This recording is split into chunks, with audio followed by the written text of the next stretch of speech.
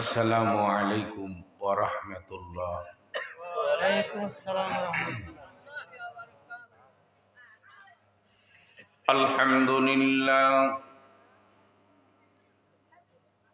আলহামদুলিল্লাহ নাহমাদুহু ওয়া নাস্তাঈনুহু ওয়া নাস্তাগফিরুহু ওয়া নু'মিনু বিহি ওয়া নাতাওয়াক্কালু আলাইহি ونعوذ بالله من شرور أنفسنا ومن سيئات أعمالنا من يهد الله فلا مضل له ومن يضلله فلا هادي له ونشهد أن لا إله إلا الله وحده لا شريك له ونشهد أن سيدنا وحبيبنا ومولانا محمدا عبده ورسوله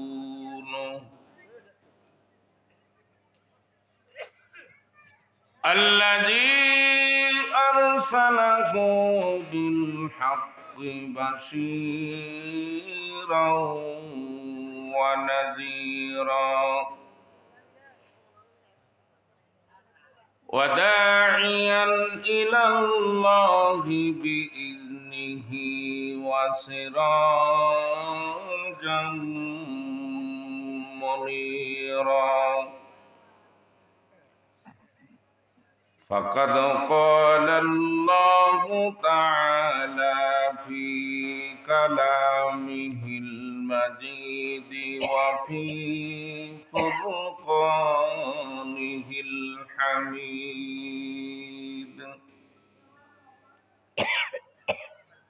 أعوذ بالله من الشيطان الرجيم بسم الله الرحمن الرحيم إن الذين كفروا وماتوا وهم كفار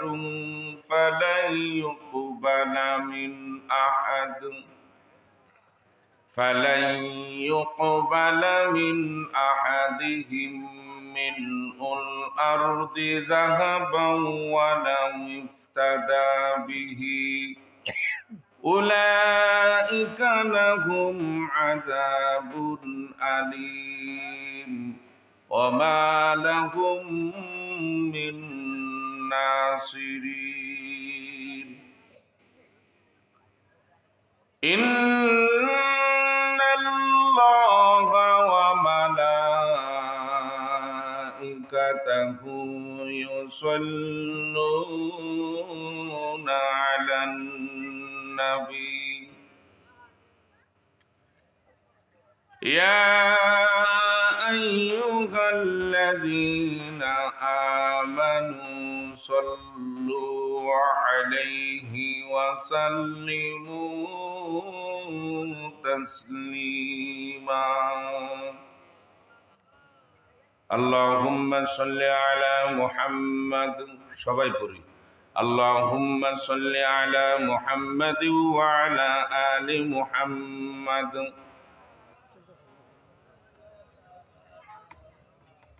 وعلى آل إبراهيم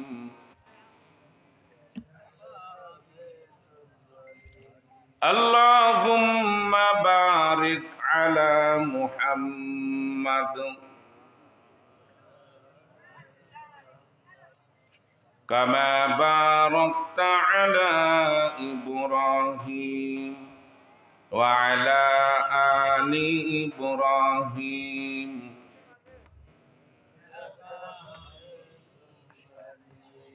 بلغ العلا بكماله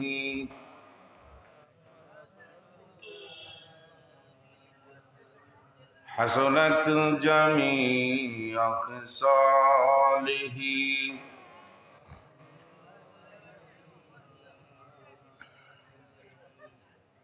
अगर तुझको हमें मिलता तो सीना में लगानीता मेरे दिल में जलन किया हमें तुझको बयान करता बलगल उला बिकमालिही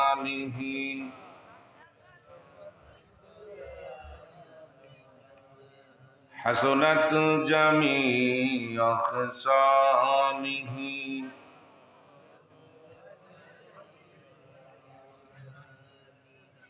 মুন্সিরচর সরকার বাড়ির উদ্যোগে পূর্বপুরুষদের আত্মার মাগফিরাত কামনায় ওয়াজ ও দুয়ার মাহফিলের সম্মানিত সভাপতি, প্রধান অতিথি, বিশেষ অতিথিবৃন্দ, মুআজ্জিজ উলামায়ে কেরাম, উপস্থিত শ্রদ্ধেয় মুরব্বিয়ান, ছোট বড় সমবয়সী ভাই ও বন্ধুরা, আড়ালে মা ও বোনেরা, মহান আল্লাহ পাক রব্বুল আলামিনের দরবারে শুকর জানাই যে আল্লাহ তাবারক তাআলা কুরআনুল কারীম ও হাদিস শরীফ থেকে দুটি কথা শোনার জন্য সুযোগ করে দিলেন, সময় করে দিলেন।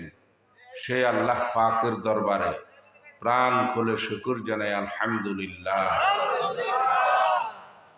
আল্লাহ পাকের শেষ মেহেরবানি, দুনিয়াবি যাবতীয় সমস্ত কাজকর্ম থেকে ফারেক করে আমাদেরকে বাছাই করে পছন্দ করে এই মাহফিলে উপস্থিত করলেন, সেই জন্য আবারও শুকর জানাই আলহামদুলিল্লাহ।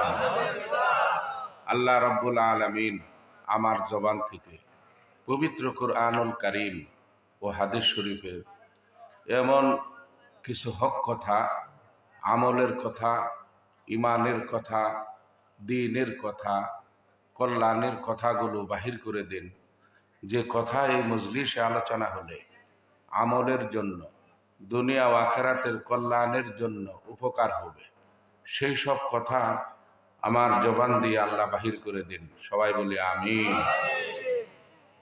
সম্মানিত মুসল্লিয়ান, আজ যে বিষয় নিয়ে আমরা কথা বলবো, যেহেতু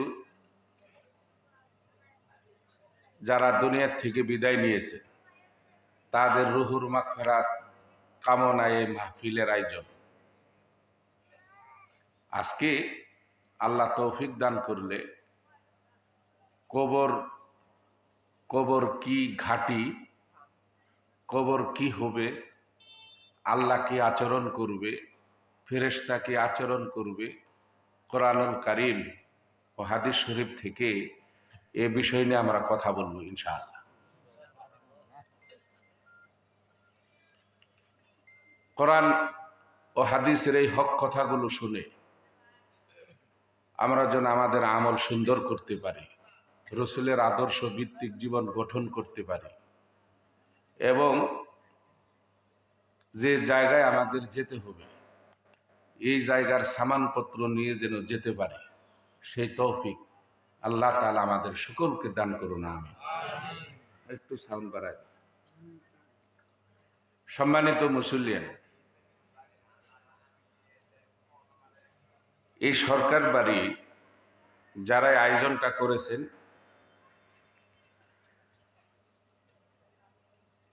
এই আয়োজনটা মৃত ব্যক্তিদের জন্য বিশাল একটা উপকার নিয়ে আসবে। তারা এই টাকা পয়সা খরচ করে অন্য কাজও করতে পারত, ঠিক? আল্লাহ রাব্বুল আলামিন এই সরকার বাড়ির পূর্বপুরুষদের ভেতরে যারা কবরে শুয়ে আছে সকল কবরবাসীকে আল্লাহ জান্নাত নসিব করে দেন, আমিন। সম্মানিত মুসল্লিয়ান, কবর এমনই একটা জায়গা, দুটি চোখ যদি আপনি বন্ধ করেন, মনে করেন আপনি নাই, জীবনটা চলে গেছে, আপনাকে যেখানে আরা জঙ্গল সেখানে হলো গুরুস্থান, ময়লা আবর্জনা অন্ধকারে ভরপুর এমনি, আর সেই জায়গায় রেখে আসবে সব কিছু ছেড়ে দিয়ে। ৩.৫ হাত জায়গা, কি একটা ভয়ঙ্কর। আসলে কোনো ব্যক্তি যদি আখেরাত, কবর এগুলো যদি মনে প্রাণে একিনের সহিত বিশ্বাস করে, ওই ব্যক্তির দ্বারা এই দুনিয়াতে একটা গুনাহ হবে না। আল্লাহ রসুল বলেন, তিরমিজির হাদিস, সাহাবীদেরকে নবীজি বলতেন, দেখো 1 মিনিটের কবরের আযাব কিরকম ভয়ঙ্কর, শুধু 1 মিনিট। এটা যদি পৃথিবীতে আমার কোনো উম্মত স্বচক্ষে দেখতে পেত, তাকে কিয়ামত পর্যন্ত আল্লাহ যদি হায়াত দিতেন, ওই ব্যক্তির মুখে তোমরা কখনো হাসি দেখতে না, শুধু চোখের পানি দেখতে। কিরকম ভয়ঙ্কর কবর। মানুষের জিন্দেগিতে সবচেয়ে কঠিন স্তর হচ্ছে কবর। 3টা কাল রয়েছে আমাদের, একটা ইহকাল, আর একটা পরকাল, আর একটা হলো কবরের জগৎ। এই কবরের জগৎটা যে কত ভয়ঙ্কর হবে, এই দৃশ্য এখন আমরা তুলে ধরব কোরআনুল কারীম থেকে ইনশাআল্লাহ। সম্মানিত মুসল্লিয়ান, এই যে কবরবাসীর জন্য যে আয়োজন আমরা করেছি, এটা কতটুকু ফলপ্রসূ হবে এটাকে আমরা জানি। আপনার নিজের সম্বল যদি কিছু না থাকে, ঘর বাড়ি কিছু যদি না থাকে, সম্পদ যদি আপনার কিছুই না থাকে, ভিক্ষা কইরা সাহায্য চেয়ে আর কতদিন চলতে পারে একটা লোক, ঠিক? কতটুকু আর আপনার সম্মান ইজ্জত মানুষের মাঝে, সমাজের মাঝে পাবেন? ঠিক তেমনি কবরের ভেতরে আমরা যদি সামানপত্র নিয়ে, নিজের সম্বল নিয়ে না যাই, ওপরে আমরা দোয়া করে আর কতটুকু উপকার করতে পারব? যৎসামান্য, ঠিক? এই কবর আপনি সামানপত্র দিয়ে যদি যেতে না পারি, সামানপত্র কি নিতে হবে আমরা পরে আসতেছি। এই ভয়ঙ্কর দৃশ্য দেখে হযরত আমিরুল মুমিনিন উমর রাদিয়াল্লাহু তাআলা আনহু কি করত, যখনই কোনো নতুন কবর খনন করত কেউ মদিনায়, কবর খনন শেষ হলেই ওই লোকদেরকে বলতো, তোমরা একটু দূরে চলে যাও, 2 ঘন্টা 3 ঘন্টা 4 ঘন্টা 5 ঘন্টার জন্য তোমরা কবরটা ছেড়ে দাও। কেন? আমিরুল মুমিনিন উমর রাদিয়াল্লাহু তাআলা আনহু ওই কবরে শুয়ে থাকত, অনুভব করতো আর কাঁদতো, আমি এতটুক জায়গার ভিতরে কেমনে থাকব? নতুন কবর দেখলেই গিয়ে শুয়ে পড়তেন। হযরত আমিরুল মুমিনিন উসমান রাদিয়াল্লাহু তাআলা আনহু মাঝে মধ্যে নবীজির বয়ান শুনে অজ্ঞান হয়ে যেত, জ্ঞান হারায় ফেলত। যখন নবীজি কবরের বর্ণনা দিতেন, তো হুশ ফিরে আসলে সাহাবীরা বলতো, আমিরুল মুমিনিন নবীজি জাহান্নামের যখন বর্ণনা দেয়, আখেরাতের শাস্তির কথা যখন নবীজি বয়ান করেন, তখন তো আপনি এত কাঁদেন না, অজ্ঞান হন না, কিন্তু কবরের কথা বললেই আপনি কেঁদে ফেলেন আর অজ্ঞান হয়ে যান। কারণ আমিরুল মুমিনিন হযরত উসমান বলতো, ও আমার সাথীরা, আমি কিয়ামত দেখে তেমন ভয় পাই না। তার কারণ হলো, তখন যদি আমি বিপদে পড়ে যাই, আমার নবী হাসরের মাঠে থাকবে।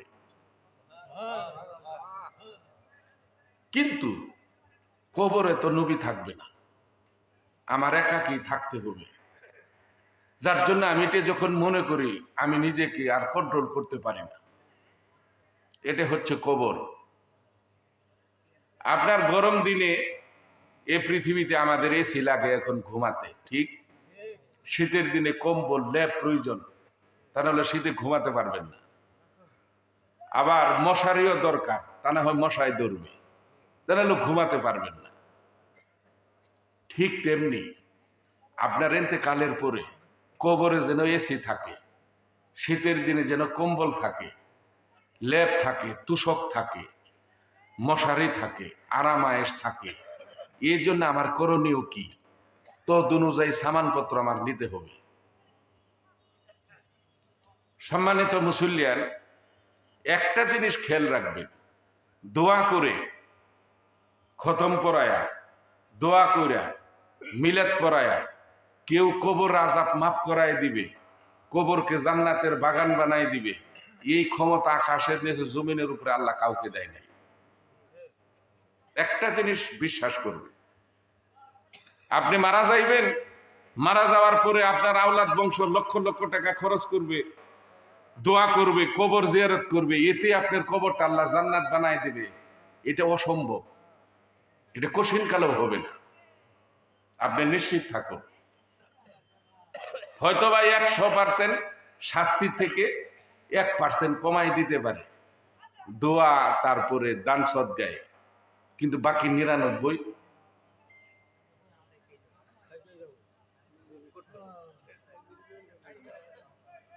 আপনি একটা জিনিস খেয়াল করবেন, আপনার কবর জিয়ারত করে, আপনার ইন্তেকালের পরে দোয়া খায়ের করে, দান সদকা করে আপনার কবরটা জান্নাতের বাগান বানাই দিবে।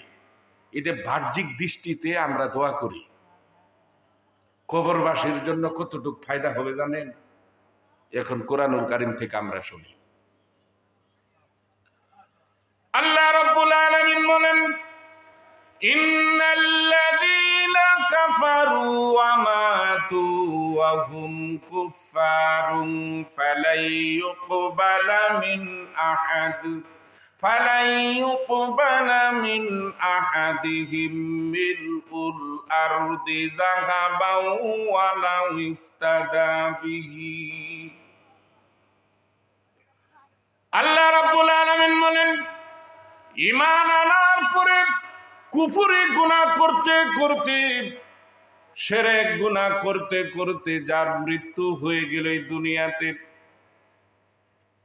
মৃত্যু বরণ করার পরে তোমরা তাকে জানাজা দিয়ে দিলাম, জানাজা এত লোক উপস্থিত হলো, সবাই তার জন্য দোয়া করলো।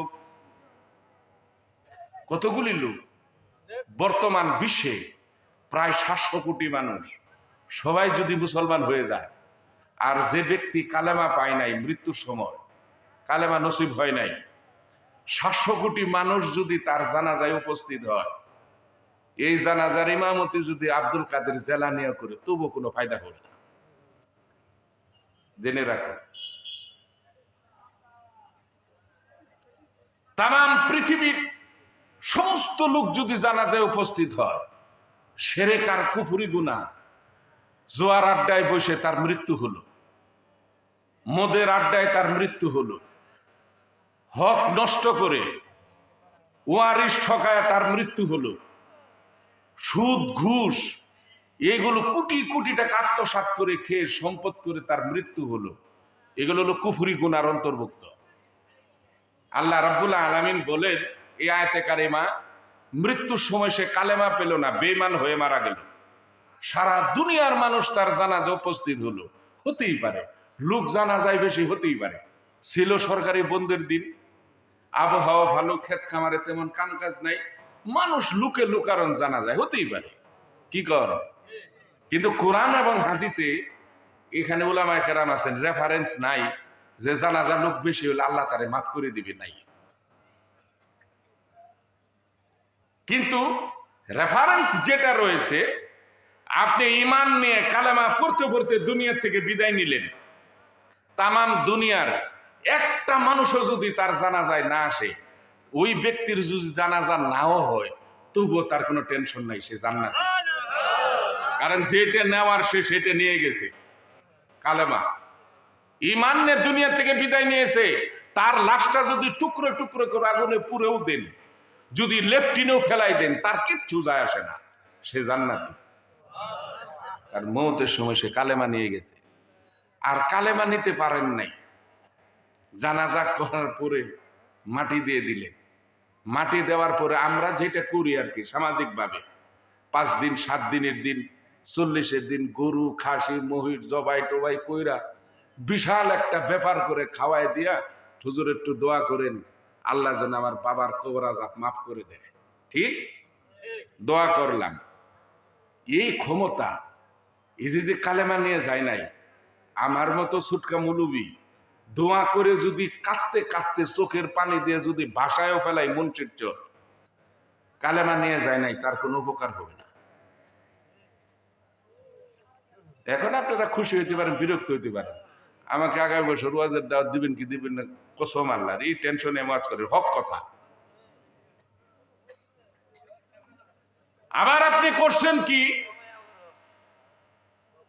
মৃত ব্যক্তি জীবিত থাকা অবস্থায় কোটি কোটি টাকা ইনকাম করেছেন, করেন নাই?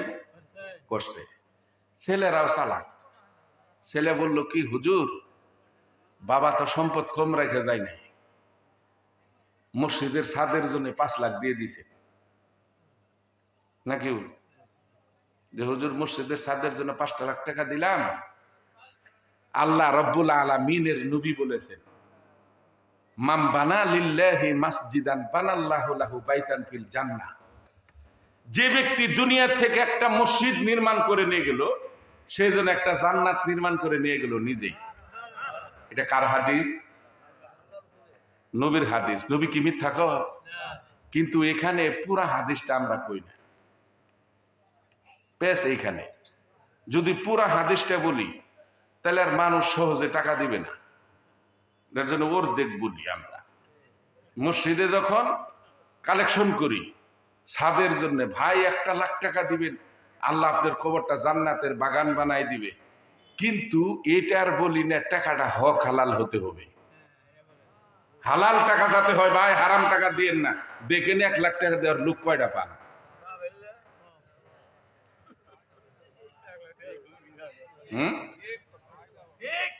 ঢাকা শহরে যে মসজিদগুলি আমি যেখানে জমা পড়াই, মুসল্লি আমার গরিব মুসল্লি নাই, সব এমপি মন্ত্রী আইজি ডিআইজি পুলিশের সচিবই আছে 42 জন।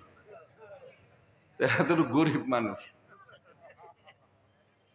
গরিব না। মনে করেন আমি কথার প্রসঙ্গে বলতেছি, যখন আমি ওইখানে খতিব হিসেবে জয়েন করি, তো আমি শর্ত দিছিলাম 2টা, যে আমি জমা পড়াবো, আমার 2টা শর্ত আছে। বলে হুজুর কি শর্ত? 1 নাম্বার হলো কোনোদিন হারাম টাকা আমাকে হাদিয়া দিবেন না, কারণ রিজিকের ফয়সালা আল্লাহ আমারে করে দিয়েছে। 2য় নাম্বার হলো মসজিদেও দিবেন না। 8-10 বছর যাবত নামাজ পড়াই, যেখানে ইচ্ছা করলে আমি মাসে 20-50 লাখ টাকা হাদিয়া, এটার ব্যাপারই না। খালি এতটুকু আপনার বললাম, 8-10 বছরে মনে হয় 10,000 টাকা হাদিয়া পাই নাই, বুঝেন। আর মসজিদে এক একজনে লক্ষ লক্ষ টাকা চেক লিখে দিয়ে যাচ্ছে, চেক লিখে দিয়ে যাচ্ছে। ভাই বাস্তব সত্য, সত্য কথা তিতা লাগে, অনেকের খারাপ লাগে। আপনি হক হালাল ইনকাম কইরা আপনি 1,000-2,000 টাকা মসজিদে দিতে, দান করতে অনেকের কষ্ট হয়, কারণ সংসার চালানি তো কষ্ট। আপনি আবার এত টাকা দিবেন কোত্থেকে? এগুলো মায়ের টাকা ছাড়া সম্ভব। আপনাদের আবার বলতেছি না, আমি কথার প্রসঙ্গে বলতেছি, এটা আয়াতের পরিপ্রেক্ষিতে। তো আমরা আর অতটুক কই না, আমাদের হিসাব হবে আগে আরো বেশি মৌলবি করে। কিসের জন্য হইব জানেন? আলেমুল আমার মন খারাপ করে না, কথার প্রসঙ্গে বুঝাচ্ছে। এটা আবার খারাপ লাগলেও এটাই হক কথা। ঢাকা শহরে যে সমস্ত লোক 2 নাম্বারে কাজে লিপ্ত, সুদ ঘুষে, ওলামায়ে কেরাম যদি এদেরকে অ্যাবাউট করত, মানুষগুলি আগে আরো সুন্দর হয়ে যেত, আমলদার হয়ে যেত। এক এক বড় বড় হুজুর গিয়া যে বেটারা জানতেছি মানুষের টাকা আত্মসাৎ করে কোটি কোটি টাকা আত্মসাৎ করতেছে, খাইতেছে ঘুষ, এদের এখানে গিয়ে দেখেন বড় বড় হুজুরা পাউটিবে যে ভাই মাদ্রাসা মসজিদে কাজ হইতেছে, আল্লাহ আপনাকে তো জান্নাত আমনের না দিলে দিব কারে? 5টা লাখ টাকা দিল আর ওইখানে দোয়া করে 14 গোষ্ঠী সহ জান্নাতে ঢুকাই দিয়ে এলো। মরছে আর না মরছে এটা দেখার বিষয় না, বলে আপনার ফ্যামিলি সব জান্নাতি। যার্রা পরিমাণে এই দোয়ায় উপকার হবে না, আপনি টাকা দিয়ে মার গেল। আল্লাহ নিষেধ করে দিয়েছেন কোরআনুল কারিমে সূরা তাওবা, যার জন্য আমি ওয়াজের পরে মাহফিলে সহজে কেউ টাকা দেয় না, আমি কালেকশনেও যাই না।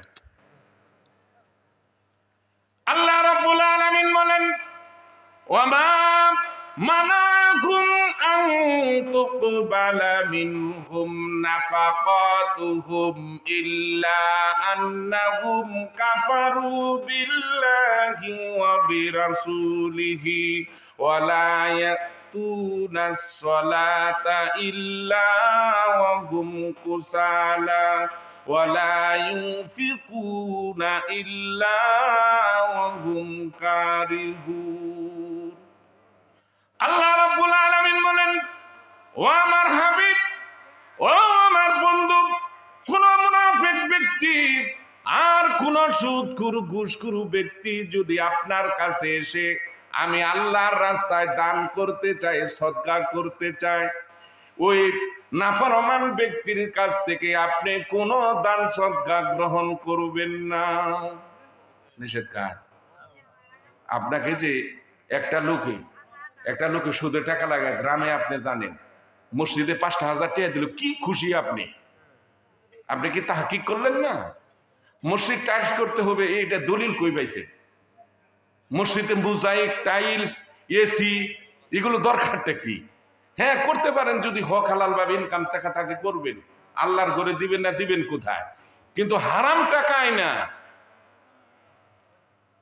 কেউ আগে মসজিদে বসে থাকলে, আজ থেকে 20, 30, 40 বছর আগের হিসাব করেন, মুরব্বীরা মসজিদে কেউ ঢুকলে সহজে বাইরে হইতে চাইতো না, মনটা চাইতো আর একটু বসি আল্লাহর ঘরে, একটু তাসবিহ তাহলিল করি।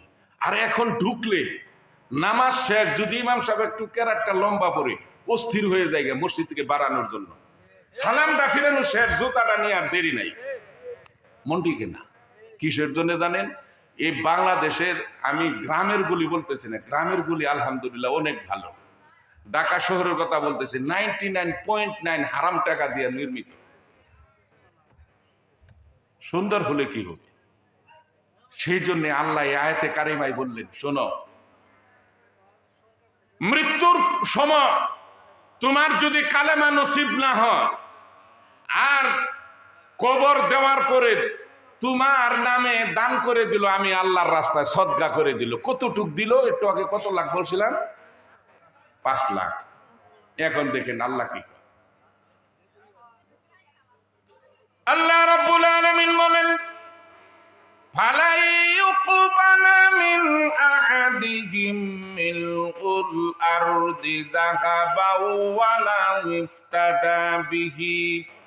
তাম পৃথিবীর আকাশ থেকে জমিন পর্যন্ত তাম পৃথিবীর সমস্ত ফাঁকা জায়গাটুকু তোমরা যদি হীরা মণি মুক্তা স্বর্ণ দিয়ে পরিপূর্ণ করে দাও, আল্লাহ বলতেছেন তাম পৃথিবী তোমরা যদি হীরা মণি মুক্তা স্বর্ণ দিয়ে পরিপূর্ণ করে দাও, যে ব্যক্তি বিনা কালেমায় দুনিয়া থেকে বিদায় নিল, তার কবরের আযাব যাতে মাফ হয়ে যায়, এই জন্য পৃথিবীর সম পরিমাণ স্বর্ণ অলংকার তুমি যদি দান করে দাও, সদকা করে দাও মৃত ব্যক্তির নামে, এই দানের বদৌলতে আমি আল্লাহ রাব্বুল আলামিন উলাইকা লাহুম আযাবুন আলীম, এই দানের বদৌলতে আমি আল্লাহ কবর আযাব এক তিল পরিমাণ কমাই দিব না। সূরা আলে ইমরান। আপনি কি বুঝলেন? আমি তো দিলাম 5 লাখ 10 লাখ, আল্লাহ কয় পৃথিবীর সমপরিমাণ স্বর্ণ মুদ্রা দেও, তবু আমি কবর আযাব কমাই দিব না। তাহলে এতে বুঝলাম আমরা কি, যার আমল তারই করে কবরে যাইতে হবে। ওই অন্যজনের ভরসা করে আপনি যাইবেন। গ্রামেও তো একটা কথা বলে যে পরের আশা করে যে নিত্য উপাস পারে সে। ঠিক তেমনি আপনি কবর আযাব মাফ করাই দিবে এই আশায় যদি আপনি থাকেন যে আমি এমন হুজুরের পিসাবের মুরিদ, পিসাব চাইলে সে তো এলহাম দিয়ে দেখবে যে আমি আযাবে শাস্তিতে আছি, আমার মাফ করাই দিবে, হেরি তো খুঁজে পাইবেন না। আপনাকে কোন আলেম ওলামা, কোন বুজুর্গ ব্যক্তি যদি আপনাকে আশ্বাস দিয়ে থাকে তুই চিন্তা করিস না আমি আছি, তাহলে একমাত্র একটা ব্যক্তি দিতে পারে এই আশ্বাস, ওই ছাড়া আর কেউ দিতে পারে না, তিনি হচ্ছে শয়তান। নাকি?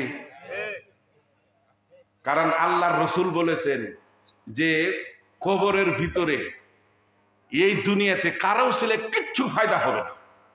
আমল যদি ভালো হয় কবরটা জান্নাতের বাগান হয়ে যাবে, আর আমল যদি খারাপ হয় কবরটা জাহান্নামের আগুন হয়ে যাবে। যার জন্য এর আগেই এই সরকার বাড়ির ভাইরা এই যে মাহফিলটা সাজাইছেন, যে কবরে যাওয়ার আগে সামানপত্র নিয়ে যাওয়ার কি কি দিতে হবে, যে আয়োজনটা তারা করেছে, আমি তাদেরকে মোবারকবাদ জানাই, মোবারকবাদ জানাই। এটা প্রতি বছর একটা আলোচনা দরকার, যে আমরা যেন কবরে যাওয়ার আগে নিজে যেন সব রেডি হয়ে যাইতে পারি। ঠিক? এবার আপনি আসুন, কবরের সামানপত্র কি? আল্লাহর নবীর সাহাবী হযরত আব্দুর রহমান সফরে যাচ্ছেন 3 দিনের লোহিত সাগরের দিকে। আব্দুর রহমান নবীর সাহাবী সফরে যাচ্ছেন, কিছু দূর যাওয়ার পরে মদিনা থেকে প্রায় 10 কিলোমিটার যখন অতিক্রম করলেন, রাত্রি হয়ে গেল। আব্দুর রহমান সেখানে তাঁবু গাড়লেন। তাঁবু গাড়ার পরে তাঁবুর ভেতরে যখন আব্দুর রহমান রাত্রির বেলায় ঢুকলেন, ঢুকার পরে আব্দুর রহমান শুনতে পেলেন যেখানে তাঁবু গেড়েছি ওই মাটির নিচ থেকে কুরআনুল কারীমের তেলাওয়াতের আওয়াজ আসতেছে।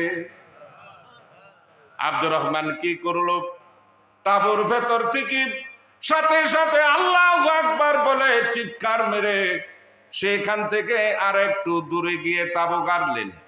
তাঁবু গাড়ার পরে আবার যখন ভিতরে ঢুকলেন তাঁবুর, ওই কুরআনুল কারীমের আওয়াজটা ওই তাঁবুর ভিতরেও আব্দুর রহমানের কানে চলে আসলো। এবার আব্দুর রহমান সফরে না গিয়ে বিশ্ব নবীর দরবারে গিয়ে মসজিদে নববীতে গিয়ে নবীজিকে বললেন, ইয়া রাসূলুল্লাহ, কি আশ্চর্য একটা ব্যাপার। নবীজি বললেন, আব্দুর রহমান কে এসে তুমি বলো। বলে, ইয়া রাসূলুল্লাহ, অমুক জায়গায় আমি যখন রাত্রি যাপনের জন্য তাঁবু গাড়লাম, ভেতর থেকে মাটির নিচ থেকে আমি শুনতে পেলাম কুরআনুল কারীমের তেলাওয়াতের আওয়াজ। নবী আশ্চর্য হয়ে গেল, হে আব্দুর রহমান, এটা কি করে সম্ভব? ঠিক আছে, তুমি অপেক্ষা করো। আল্লাহর নবী সাহাবীর কথায় নবীজি সিজদায় চলে গেলেন। সিজদায় চলে যাওয়ার পরে আল্লাহ রাব্বুল আলামিনের দরবারে বিশ্ব নবী জানতে চাইলেন। সাথে সাথে হযরতে জিবরাইল নবীজির সামনে এসে হাজির হয়ে গেলেন। হযরতে জিবরাইল সমস্ত ঘটনা খুলে বললেন, মাটির নিচ থেকে কোরআন তেলাওয়াতের আওয়াজ, তার নাম কি, কি পরিচয় তার, জিবরাইল সব খুলে বলল। আল্লাহর নবী সাজদা থেকে মাথা উঠালেন। নবীজি আব্দুর রহমানকে ডেকে বলে, রে আব্দুর রহমান, আমার খেয়াল হয়েছে বেশ কিছুদিন আগে আমার প্রাণ প্রিয় সাহাবী আব্দুল্লাহ দুনিয়া থেকে বিদায় নিয়েছে, সেখানে তার কবর। আমাকে জিব্রাইল বলে গেল, আমার সব স্মরণ হয়েছে রে আব্দুর রহমান। এই আব্দুল্লাহ আসহাবে সুফায় থাকতো, জোরে জোরে কোরআনুল কারীম তেলাওয়াত করত। আল্লাহর নবী আব্দুর রহমানকে ডেকে বলে, রে আব্দুর রহমান, তোর কি খেয়াল আছে মাটির নিচ থেকে যে তুই কোরআনুল কারীমের তেলাওয়াতের আওয়াজ শুনতে পেলি? কোরআনুল কারীমের কোন সূরাটা তেলাওয়াত তুই শুনতে পেয়েছিস? আব্দুর রহমান কয়, ইয়া রাসূলুল্লাহি, আমি আল্লাহর কসম করে বলি, মাটির নিচ থেকে যে তেলাওয়াতটা শুনেছে সেটা সূরা মুলকের তেলাওয়াত। সূরা মুলক। আল্লাহর নবী আব্দুর রহমানকে ডেকে বলে, রে আব্দুর রহমান, আমার আব্দুল্লাহ আসহাবে সুফায় জোরে জোরে কোরআনুল কারীম তেলাওয়াত করতো। একদিন আব্দুল্লাহ আমার কাছে এসে বলল, ইয়া রাসূলুল্লাহি, মানুষ যখন কবরে চলে যাবে, আমিও যখন কবরে চলে যাব, কবরের ভেতরে কি আমল করলে আল্লাহ রাব্বুল আলামিন সন্তুষ্ট হয়? কোন সূরাটা তেলাওয়াত করলে? রে আব্দুর রহমান, আমি বলেছিলাম, রে আব্দুল্লাহ, সূরা মুলক কোন উম্মত যদি আমার তেলাওয়াত করে সন্ধ্যার বেলায় মাগরিবের নামাজের পরে সূরা মুলক যদি কোন বান্দা তেলাওয়াত করে, মৃত্যুর পর আল্লাহ রাব্বুল আলামিন কবরের ভেতরে তার তেলাওয়াতের সুযোগ করে দিবে এবং কবর আযাব মাফ। আল্লাহর নবী আব্দুর রহমানকে ডেকে বলেন, রে আব্দুর রহমান, আব্দুল্লাহর কবর, আমার আব্দুল্লাহ সূরা মুলক তেলাওয়াত করতেছে কবরের ভেতরে গিয়েও। তখন নবীজি আব্দুর রহমান রে কয়, তুই জানায়া দে আমার উম্মতেরা যেন প্রত্যেকেই সূরা মুলকের আমল করে। কবরের একটা সামান। যারা কোরআন তেলাওয়াত করত দুনিয়াতে বেশি বেশি তেলাওয়াত করত, এখন তো তেলাওয়াত নাই। আগে, এখন মুরব্বীরা অলস হয়ে গেছে। আগে ফজর নামাজের পরে বাড়ির পাশ দিয়ে গেলে শোনা যাইতো কোরআন তেলাওয়াতের আওয়াজ জোরে জোরে, ঠিক? এখন শোনা যায় এলো গান, হিন্দি গান, আর হলো তাহলে বাদাইমের গল্প। কোরআন তেলাওয়াত নাই। বরকতটা হয় কেমনি? বরকতটা হয় কেমনি? এই কোরআনুল কারীম তেলাওয়াত, আল্লাহর রাসূল বলেন, যারা দুনিয়াতে সদা সর্বদাই কোরআন তেলাওয়াত করত, ওই ব্যক্তি যখন কবরে শুয়ে পড়বে মৃত্যুর পর, কবরের ভিতরে এই কোরআন তেলাওয়াতটা একটা পাখি হয়ে যাবে। এই পাখিটা, এটা তিরমিজির হাদিস, পাখি হয়ে লাশের উপরে পুরা লাশটা ঢেকে রাখবে পাখিয়ে। যখন মুনকার নকির আসবে কবরে সওয়াল জবাবের জন্য, তখন পাখিয়ে বলবে, ও আল্লাহর ফেরেশতা, তুমি কি বলতে চাও? এই মৃত ব্যক্তিকে কোনো প্রশ্নের দরকার নাই, আমাকে করো। দেখেন, তখন পাখি এটা বলবে না, এ ফেরেশতা, তারা সারা রাত ফেসবুক আর টিকটক করছে, ফের একটু শান্তিতে ঘুমাইতে দাও। দুনিয়াতেও ঘুমাই নাই, সারা রাত মোবাইল টিপছে, এখন একটু শান্তিতে ঘুমাইতে দাও। এটা বলবে না নাকি? তখন ফেরেশতার জবাব পাখিয়ে দিয়ে দিবে, আল্লাহ রাব্বুল আলামিন তার কাছ থেকে নিবে না। যারা সদা সর্বদা কোরআন তেলাওয়াত করত, এদের একটা সামান, আরো সামান নিয়ে আসতেছে। এইবার আল্লাহর নবী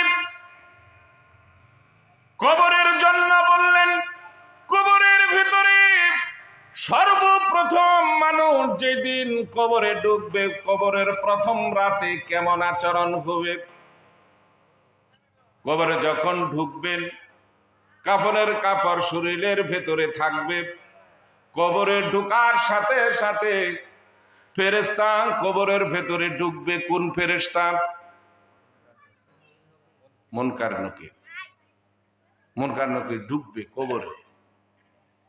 লাশটা যখন শোয়াই দিবে, আমরা তো লাশটাকে মুখটা খুলে দিই, মানে যে কাপড়ের পিছনিটা মুসরটা খুলে দিয়ে কেবলা দিক করে দিই, এটা কিনা কিছু দরকার নাই। ফেরেশতারাই মুখ কেবলা করবে না কি করবে ওটা বোঝা যাবে, তারাই খুলবে। ভাইয়েরা আমার, একটা বিভীষিকার মতো কবরে যখন ঢুকবে, আমরা আগে শুনতাম গ্রামে যে 40 কদম মাটি দিয়ে 40 কদম মানুষ যখন আইসে পড়ে তখন ফেরেশতা ঢুকে। এগুলো হলো ভুয়া কথা, এগুলো বিশ্বাস করেন না। কবরটা যখন দেওয়া কমপ্লিট হয়ে যাবে, মাটি দেওয়া কমপ্লিট হওয়ার সাথে সাথে মানুষ ওইখানে দাঁড়ায় থাকুক কিয়ামত পর্যন্ত আর আসুক, এটা দেখার বিষয় না। কবরে একটা ফেরেশতা ঢুকে মুনকার নকিরের আগে প্রথম রাতে, মনে রাখেন, তার নাম হলো রুম্মান। রুম্মান এত ভয়ঙ্কর ফেরেশতা, তাফসীরের কিতাবে আসছে এই রুম্মান ফেরেশতার হাতে একটা হাতুড়ি থাকবে।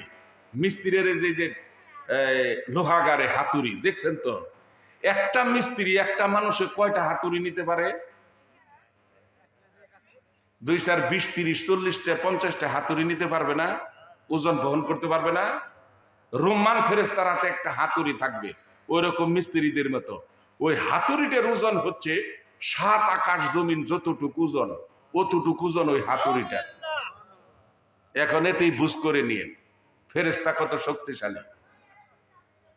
ঢুকবে কবরে, ঢুকার পরে লাশটার মাথার নিচ দিয়ে হাত ঢুকাবে রুম্মান ফেরেশতা, লাশটাকে বসায় দিবে।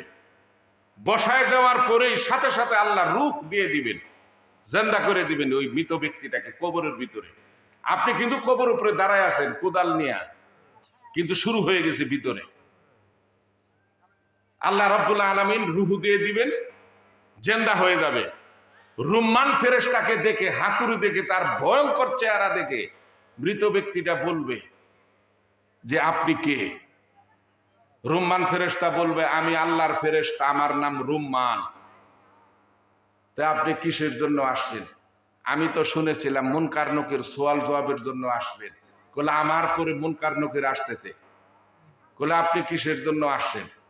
বলে আমি আসছি, তুই জীবনে যতদিন জীবিত ছিলি দুনিয়াতে কয়টা ভালো কাজ করেছস, কয়টা মন্দ কাজ করেছস গুনার, এটা আমাকে কাগজে লিখে দে। এটা লিখিত নেওয়ার জন্য আমি আসছি। আপনি রেডি হয়ে যান, রেডি হয়ে যান। আপনাকে দেখে ছাড় দিবে, আপনাকে দেখে ফেরেশতা ভয় পাবে, এইগুলো ধারণাও করেন না। রেডি হয়ে যান লিখিত দেওয়ার জন্য। এক একটা ব্যক্তির জন্য আল্লাহ রাব্বুল আলামিন কিয়ামতের দিন 3টা করে আমলনামা হাজির করবেন। মানুষ একটা অবিশ্বাস করবে, মিথ্যা বলবে যেটা আমি করি নাই। দ্বিতীয়টা আল্লাহ সাবমিট করবে। আল্লাহ তখনও বান্দা বলবে আল্লাহ আমি এই অপরাধটা করি নাই। 3 নাম্বার যে আমলনামাটা আল্লাহ সাবমিট করবে, এটাতে মনে করেন আপনার মিথ্যা বলার সুযোগই থাকবে না। একটা আমলনামাটা না আমরা শুনছি আমলনামা হাজির করবে, 3টার কথা শুনছেন কোনোদিন না। একটা আমলনামা সর্বপ্রথম সাবমিট করবে কিরামান কাতিবিন, 2 কাদের সম্মানিত ফেরেশতাদের। আপনি জীবনে যা কিছু করেছেন ফেরেশতারা সব আল্লাহর সামনে তুলে ধরবে। আল্লাহ বলবেন এই না ফরমান, ওয়া ইন্না আলাইকুম লাহাফিজিন, আমার সম্মানিত ফেরেশতাদের যে তোর আমলনামা সাবমিট করলো, তুই তো এই আমলনামার ভিতরে দেখা যা তুই তো এই অপরাধ করছস, তুই নামাজ পড়স নাই, তুই মানুষের হক মাইরে খাইয়েছিস, এটা করেছস। তখন এই ব্যক্তিটা আল্লাহকে বলবে আল্লাহ এইগুলো ফেরেশতা ভুল উঠাইছে, আমি এগুলো করি নাই, বলে ফেলবে। আল্লাহ কয় এই বেঈমান ইয়ালামুনা মা তাফআলুন, তুই যেখানে যা কিছু করেছিস দুনিয়াতে আমার ফেরেশতা সব লিখে রেখেছে, একটাও ভুল নাই।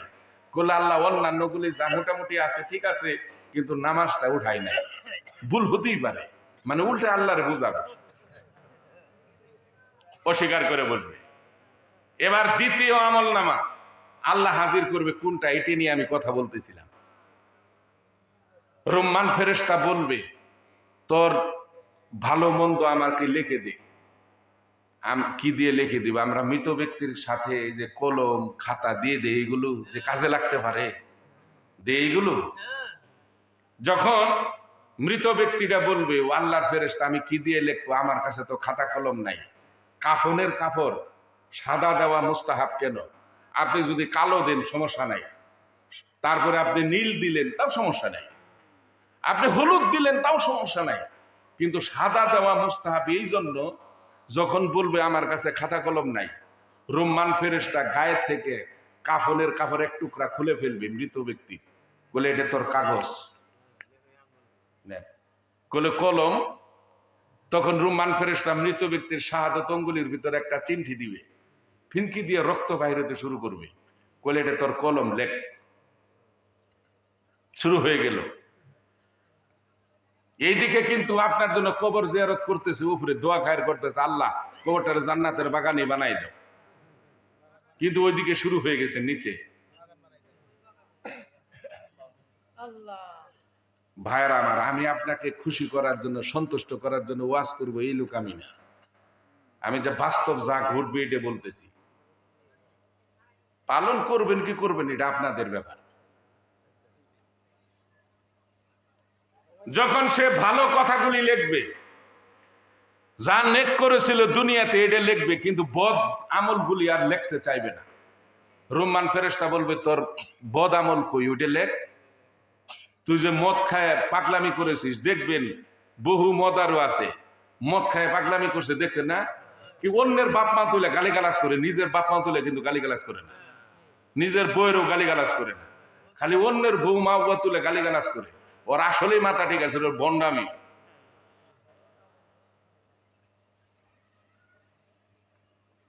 তুই যে মদ খাইছিস, জোয়া খেলেছিস, এইগুলো কই? কলে এগুলো আমি লিখবো না। কলে লিখবি না? কলে না। মৃত ব্যক্তি বলবে, কলে না আমি লিখবো না। রুম্মান ফেরেশতা বলবে হাতুড়িটা দেখেছিস, এটা দিয়ে তোর মাথায় আঘাত করে চূর্ণ বিচূর্ণ করে দিব বেঈমান, তুই লেখ। একটা ধমক দিব, কবরটা থরথর করে কাঁপতে থাকবে ধমকে। এই ভয়ে মৃত ব্যক্তিটা করবে কি? সে তার ছেলে মেয়ে বাবা মা বন্ধু বান্ধব বাই করে ডাকতে থাকবে। এ তো আর জানে না। হের ধারণা আমার বাড়ি ছিল শেরপুর মুন্সিরচর, আমাকে কেউ যদি কিছু বলতো, আমার দলীয় পোলাপান গিয়ে তারা সাইজ করে দিত। এই সিস্টেম কবরও মনে হয় আছে না? আছে। ডাকতে থাকবে, তোরা কোথায় আয়। যাবে কেউ, কেউ শব্দ শুনবে, যখন দেখে যে কিছুক্ষণ ডাকার পরও কেউ আসে না, চিৎকার করতে থাকবে আর বলতে থাকবে, হাইরে দুনিয়ার ভিতরে এদের জন্য আমি এত কিছু করলাম, ভালো আর মন্দ আমি তাকায় দেখি নাই, এই ছেলে মেয়ের জন্য আমি আমার বোনের সম্পদ পর্যন্ত দেই নাই, যে ছেলে মেয়ের সম্পদ কমে যাবে। ঠিক এই সম্পদের জন্য আমার ফুফু ফুফাতো ভাইরা কত মারামারি কাটাকাটি করছে আইসে, তবু আমি সম্পদ দিইনি ছেলে মেয়ের ভবিষ্যতের চিন্তা করে। আজকে এই বিপদের মুহূর্তে আমার তো এরা কেউ আসতেছে না, কাজে লাগবে চিৎকার। কার জন্য এগুলো করে যাইবেন? কার জন্য করে যাবেন? মানুষের সম্পদ আত্মসাৎ করে, আপনার অন্যের হক আত্মসাৎ করে কার জন্য ভাই রেখে যাবেন বলেন তো?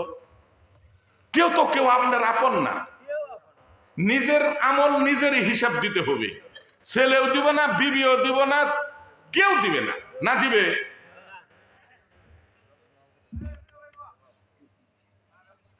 যখন চিৎকার পারতে থাকবে, তোরা কই আয়, আমাকে মেরে ফেললো, কেউ যাবে? যখন দেখে কেউ আসে না, তখন ওই মৃত ব্যক্তিটা রুম্মান ফেরেশতাকে বলবে, ও আল্লাহর ফেরেশতা, আমাকে মারবেন না, আমি আমার বদামলগুলিও লিখে দিচ্ছি। তখন ওই বদামলগুলি লিখবে, জোয়া খেলেছি, মদ খেয়েছি, অমুকের সম্পদ গ্রাস করেছি, অমুকরে মারছি, অমুক হারাম খাইছি, এগুলো সব আমল নামার ভিতর লিখবে। লেখার পরে রুম্মান ফেরেশতা করবে কি? এই লেখাটারে গুটিমুটি করে তার গলার ভিতরে ঝোলায় দিবে, যে কিয়ামতের দিন তুই অস্বীকার করবি না যে আমি এটা করি নাই, তোর নিজের হাতের লেখা দেখে আমার আল্লাহ বিচার করবে। এই গলার ভিতরে আপনি বলবেন যে ফেরেশতা গেলে আমি গলার থেকে এটা নামাই ফেলবো, কারণ এটা 2 নম্বরই চিন্তা, ঠিক না? এই কাজটা যেন না করতে পারি আমরা, যার জন্য রুম্মান ফেরেশতা ওই মৃত ব্যক্তির হাত দুটি নিয়ে পেটের ভিতরে ছিদ্র করে হাত দুটি পিছনে বাহির করে দিবে। কিয়ামত পর্যন্ত লক্ষ লক্ষ বছর এই হাত আর বাহির করার সুযোগ থাকবে না। একটু অনুভব করে নেই কি কষ্ট। ডেনাটা ফেটে গেছে, হাড্ডি এরকম করে ডাক্তারে বেঁধে দিয়েছে ব্যান্ডেজ। 10 দিন রাখাই কষ্টকর, খালি এই হাত নামতে চায়, ঠিক? আর কিয়ামত পর্যন্ত হাত পিছনে থাকবে, সহ্য হবে?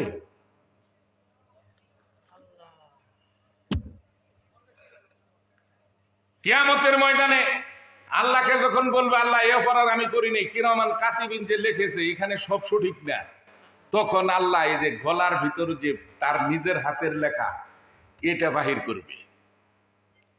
আল্লাহ বলবেন, তোর নিজের হাতের লেখা, তুই এটা লিখেছিস?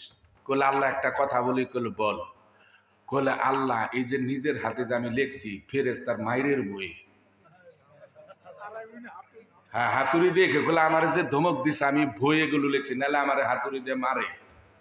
ওই যে আপনার রিমান্ডে নিয়ে গেলে যে পুলিশে যে পিটা, এরকম কুঠে আবার আইসা পুলিশের কাছে স্বীকার এটা করছি। ম্যাজিস্ট্রেটে যখন আসার পরে জিজ্ঞেস করলে, না স্যার আমি মায়ের বই এটা কইছিলাম, এটা সত্য না। কইলে আল্লাহ ফেরেশতার বই আমি এগুলো লিখছি, এটা আসলে সত্য না। এখন আল্লাহ কি তাকে ছেড়ে দিবে? এই কথা বললেই। এইবার দেখেন 3য় নাম্বার আমলনামা আল্লাহ হাজির করবে। আল্লাহ রাব্বুল আলামিন এইবার কুরআনুল কারীমে বলেন, ওয়া কুল্লা ইনসানিন আলজামনাহু তাইরাহু ফি উনুকি ওয়া নুখরিজু লাহু ইয়াওমাল কিয়ামাতি কিতাবান ইয়ালকাহু মানসুরা।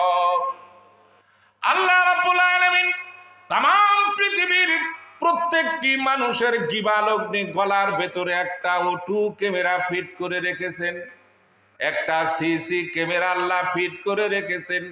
আমি যেখানে যা কিছু করতেছি সাথে সাথে ক্যামেরার ভিতর ছবি সহ, জায়গা সহ, টাইম সহ সব রিজার্ভ হচ্ছে ওটু ক্যামেরার ভেতরে। ও ভাই, আজকে যে মাহফিলে আসলেন, আপনি বসে আছেন, ছবি হয়ে গেছে ক্যামেরার ভিতরে, ক্যামেরা চালু কিন্তু অন করা। আপনি কিয়ামতের দিন দেখবেন কতক্ষণ মাহফিলে বয়ে আছেন, নামাজের মধ্যে বিড়ি খাওয়ার লেগে উঠে গেছিলেন, এটা উঠা থাকবে। ও ভাই নাই যে চুরি করে যাইবেন গা বিড়ির সোতায়, এটাও লেখা থাকবে। এখন আপনি বলেন, বলে এত বছর পরে এগুলা আল্লাহ দেখবো কেমনি? CC camera. এই যে দেখেন চতুর্দিক দিয়ে বাউন্ডারি দেওয়া মাহফিলটা, ঠিক? পিছন থেকে একটা ছেলে যদি এখানে ইট পাটকেল নিক্ষেপ করে আপনারা দেখবেন না, কিন্তু সরকার বাড়ির লোকজন করছে কি, মাহফিলে অকারেন্স হতে পারে, সেই জন্য চতুর্দিকে সিসি ক্যামেরা ফিট করে রেখেছে। এখন ডেলটা কে দিল? সিসি ক্যামেরায় উঠবে অনায়াসে। এখন যদি মনে করেন সরকার বাড়ির লোকজন 50 বছর পরে এই টেলিভিশনের মনিটরে এটা দেয়, এটা কি সিমটা নাকি কয়, এটা এই সিমটা যদি দেয় মেমোরি, এই মেমোরিটা দিলে 50 বছর পরে দেখা যাবে না যে কে ডেলটা দিয়েছিল? দেখা যাবে। আচ্ছা, যার জন্য আল্লাহ রাব্বুল আলামিন করছে কি, এই সিসি ক্যামেরা কি বিজ্ঞান গবেষণা করে, এই আয়াত গবেষণা করে এই মেমোরি কার্ড বাহির করছে পৃথিবীতে, এই কোরআন থেকে। আপনি ভাবছেন এমনি? যত রিসার্চ হচ্ছে কোরআনুল কারীম থেকে, যার জন্য কোনো বিজ্ঞানী কাফের হয় না, তারা আল্লাহর কোরআনকে বিশ্বাস করে। এখন আল্লাহ রাব্বুল আলামিন, আমি প্রত্যেক বান্দার জিহ্বালগ্নে সিসি ক্যামেরা ফিট করে রেখেছি। সে যখন ওই যে নিজের হাতের লেখা এটা অস্বীকার করবে, কিরামান কাতিবিন এটা অস্বীকার করবে, এখন সিসি ক্যামেরা আল্লাহ কয় নুখরিজু লাহু ইয়াউমাল কিয়ামা, তার জিহ্বালগ্নে থেকে আমি কিয়ামতের মাঠে ভিডিও ফুটেজ সহ আমি তার আমলনামা হাজির করব। এখন হাজির করে 50 বছর গুনাহ করছেন। গুনাহ করার পরে এই ছবি সহ ভিডিও ফুটেজটা মনে করেন ছবি আকারে পেপার আকারে আল্লাহ বাহির করবে, তো এতটুক মনে করেন উঁচা হয়ে গেছে। এটা আল্লাহ গিবালগ্নে থেকে বাহির করেই আল্লাহ বলবেন, এই নাফরমান, ইকরা কিতাবাক, এই আমলনামা তুই হাতে নিয়ে পড়। এটা নিয়ে পড়, তুই কি করেছিস দুনিয়ার ভিতরে। পড়ার পরে কাফা বিনাফসিকাল ইয়াউমা আলাইকা হাসিবা, আজকের দিনে তুই যথেষ্ট, তুই ফয়সালা দে, তুই কই যাবি এটা দেখার পরে। দেখ, তোর উপর দায়িত্ব দিলাম। আল্লাহ বলবেন। এখন কাঠগড়ায় দাঁড়ায় আগের দুইটা তো স্বীকার করছে, এটা এখন একটা একটা করে উল্টাবে আমল নামা, ওই যে গলার ভিতর থেকে যেটা বাকির করবে, উল্টায় দেখবে আমি যে রাত্রের বেলা আল্লাহর দরবারে আমিন না দইরা বিবি টেক্কা সাহেব এগুলো দিয়ে জামিন ধরছিলাম, সঙ্গে আরো 3 জন ছিল, এটাও তো উঠাই এখানে খেলাম, সমস্যা নাই, খেলাইতে পারে। আমি যে মদ খেয়ে বাজারে পাগলামি করছি, হ্যাঁ গালিগালাজ করছি, এটাও তো উঠা। একটা একটা করে তার স্মৃতি শক্তিও আল্লাহ বৃদ্ধি করে দেবে, সব মনে হয়ে যাবে। আর মনে মনে এটা দেখবে আর মনে মনে বলবে, মালে হাজাল কিতাব, বলে কি আশ্চর্য আমল নাম আল্লাহ রেডি করছে আমার গলার ভিতর, আমি তো টেরি পাই নাই কখন কি করলো ফেরেশতা। এটা লা ইউগাদিরু সগীরাতাও ওয়ালা কাবীরাতান ইল্লা আহসাহা, বলে আমার জীবনের একটা ছোট গুনাহ বড় গুনাহ কোনোটাই তো বাদ পড়ে নাই, সব তো উঠে আছে। এখন আমার উপায় কি? আর উপায় থাকবে? হ্যাঁ, ধরা খেয়ে যাবে। কারণ ভিডিও ফুটেজ সহ স্থান সহ এটা তো আর অস্বীকার করার ক্ষমতা নাই। গেল আমল নামা কয়টা হাজির করবে আল্লাহ? 3টা আমল নামা হাজির করবে। প্রথম কবর, যে রাত্রে আমি যাব, আপনি জান্নাতি না জাহান্নামী প্রথম রাত্রেই বোঝা যাবে কবরের ভিতরে গেলে। এই কবর এত ভয়ঙ্কর, এখন আমরা মৃত ব্যক্তিদের জন্য দোয়া করব কেন, কবর জিয়ারত করব কেন? একটু আগে তো গেলাম কাজ হবে না। এটা কাদের জন্য? শিরক আর কুফরি গুনাহ। কিন্তু এই 2টা গুনাহ নাই, গুনাহ তোর অভাব নাই। এখন দেখেন তিরমিজি শরীফের হাদিস, আমিরুল মুমিনিন হযরত আলী রাদিয়াল্লাহু তাআলা আনহু মসজিদে নববীতে যাচ্ছেন। আমিরুল মুমিনিন হযরত আলী যখন খলিফা বাড়ির থেকে মসজিদে নববীর দিকে যাচ্ছেন, কিছু দূর আসার পরে দেখলেন দোতলা একটা বাড়ি। ওই বাড়ির ছাদের উপরে একটি মহিলার রুহু চিৎকার পেরে কান্নাকাটি করতেছে। একটা মহিলার রুহু ছাদের উপরে ঘোরাঘুরি পারতেছে আর চিৎকার পারতেছে। হযরত আলী রাদিয়াল্লাহু তাআলা এই পরিস্থিতি দেখে মসজিদে নববীতে না গিয়া দোতলায় ছাদের উপরে উঠলেন। আমিরুল মুমিনিন এবার রুহুটাকে প্রশ্ন করলেন, তোমার কি হয়েছে, এরকম করে কাঁদো কেন? ছাদের উপরে তুমি ঘোরাঘুরি পেরে কাঁদতেছো, তোমার কি পরিচয়? এবার মহিলার রুহুটা আমিরুল মুমিনিন হযরত আলী রাদিয়াল্লাহু তাআলা আনহুকে ডেকে বলে, আমিরুল মুমিনিন, আমার ঠিকানা হলো আমি এই ঘরে একদিন অন্যের বিবি হয়ে এসেছিলাম, এই ঘরে আমি বসবাস করেছি, এই ঘরের ভেতরে আমার স্বামী সন্তান থাকে। তে তোমার কি হয়েছে, কান্নাকাটি করতেছো, কারণ কি?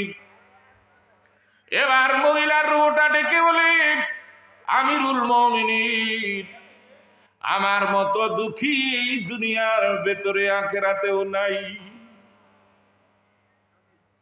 হযরতে আলী কয়, কি হয়েছে তোমার, কোলে বলো।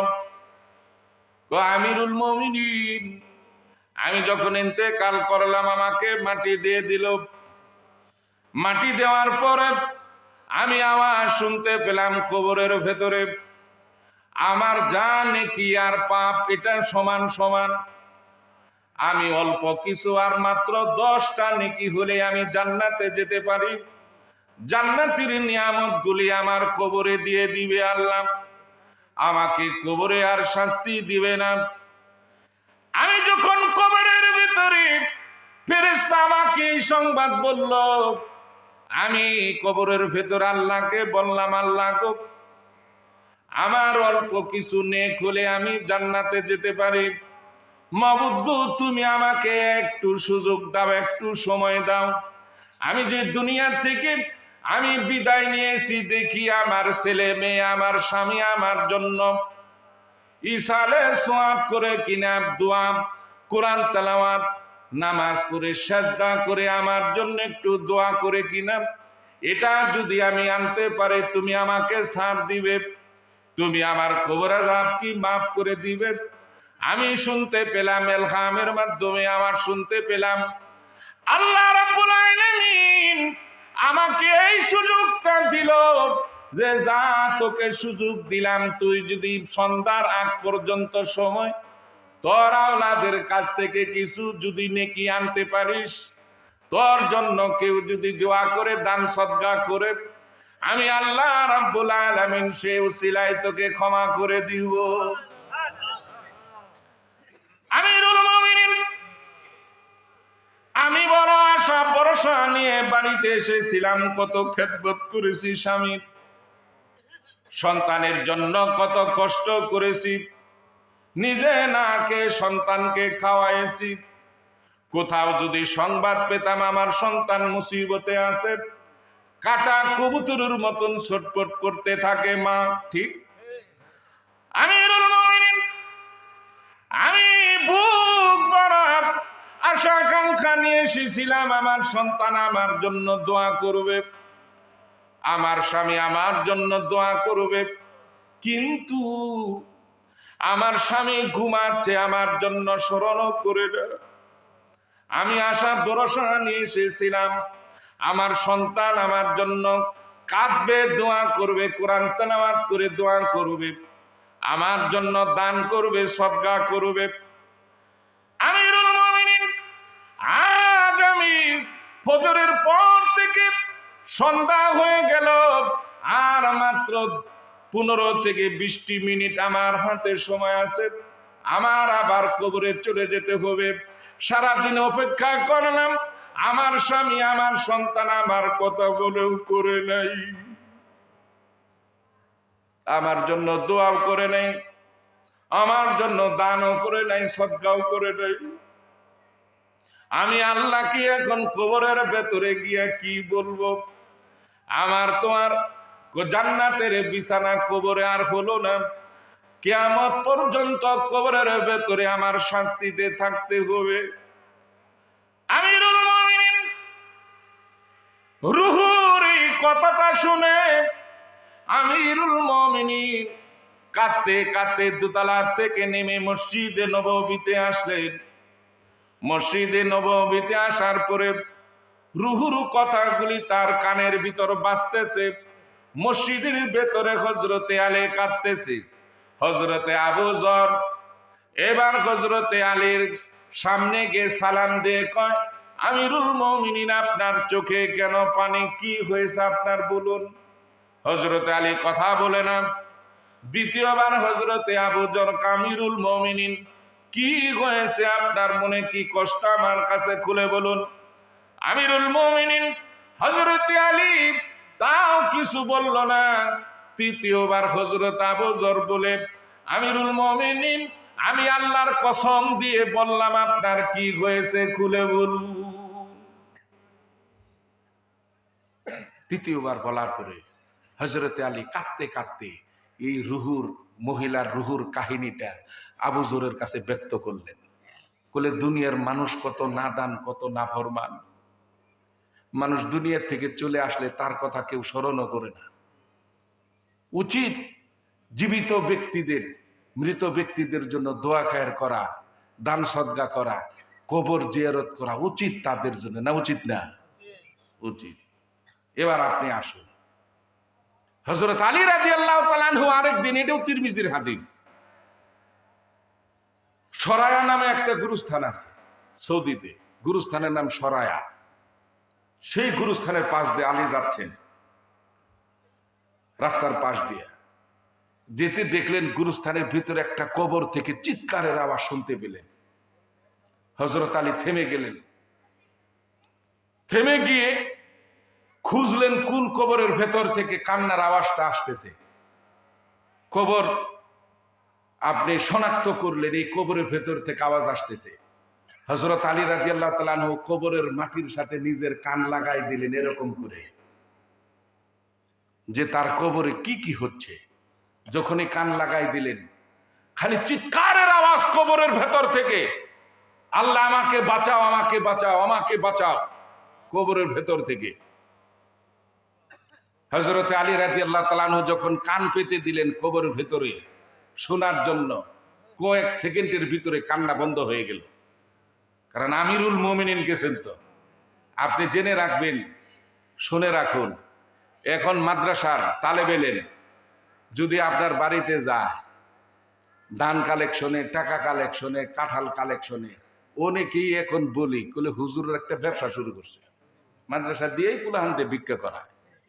ঠিক বলেন ভাই, আল্লাহ রসুলের হাদিস, মান আকরামা আলিমান, যে ব্যক্তি কোন আলেমকে ইজ্জত করলো, সম্মান করলো, তাজিম করলো কোন ব্যক্তি, আল্লাহ রসুল কয় কান্নামা আকরামা সাবঈনা নাবিয়ান, সে যেন বনি ইসরায়েলের ৭০ জন নবীকে সম্মান করলো।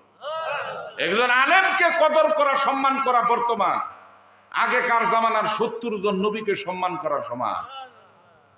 আর ওমান আকরামা মুতাআল্লিমান, যে ব্যক্তি কোন তালেব ইলমকে স্নেহ করলো, মায়া করলো, হাত বুলাই দিল মাথায়, তালেব ইলম যারা ইলমে দ্বীন শিক্ষা করে, আল্লাহর রাসূল কয় ফাকা আন্নামা আকরামা সাবঈনা শাহিদা, সে যেন ৭০ জন শহীদানকে সম্মান করলো। ৭০ জন শহীদানের নেকি তার আমলনামায় লেখা হবে। একজন তালেব ইলম, যখন কোন তালেব ইলম কোন বাড়ির আঙ্গিনায় গিয়ে দাঁড়ায়, আল্লাহর রাসূল বলেন সাথে সাথে ওই বাড়িতে আল্লাহর রহমত বর্ষিত হতে থাকে, এবং ওই বাড়িতে ৪০ দিন আল্লাহর পক্ষ থেকে কোনো আযাব গজব আসবে না।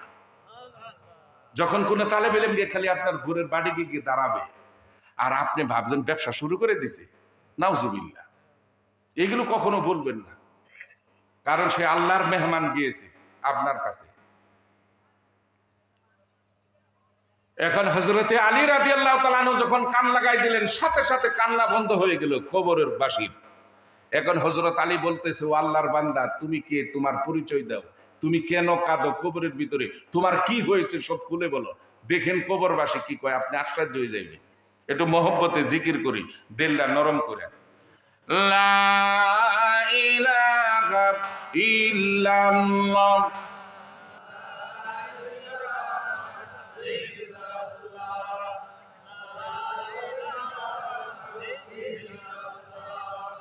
লা ইলাহা ইল্লাল্লাহ,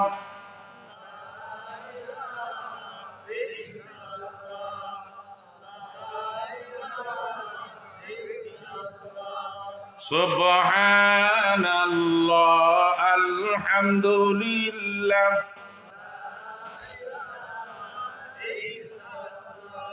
লা ইলাহা,